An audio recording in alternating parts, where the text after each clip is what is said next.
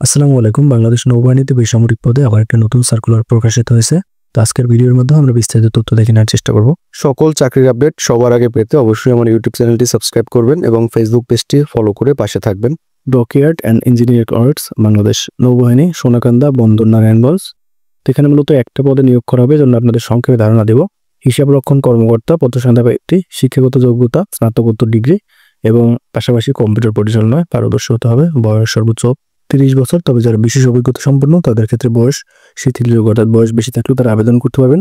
নিয়োগের ধরন চুক্তিভিত্তিক এবং এখানে DWD লিমিটেডের নিজস্ব চুক্তিভিত্তিক বেতন কাঠামো অনুযায়ী আপনাদের বেতন দেওয়া হবে।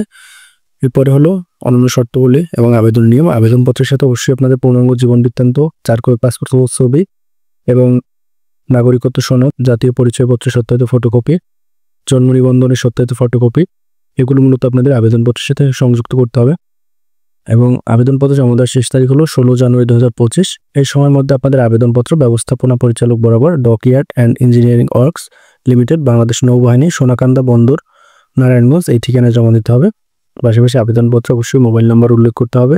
পাশাপাশি আপনারা বুঝতে পারছেন, এখানে আপনারা চাইলে পোস্ট অফিস, কুরিয়ার সার্ভিস বা সরাসরি যে কোনো মাধ্যমে আবেদনপত্র জমা দিতে পারবেন। আবেদন সংক্রান্ত প্রশ্ন থাকলে কমেন্টের মাধ্যমে জানাতে পারেন। ধন্যবাদ সকলকে।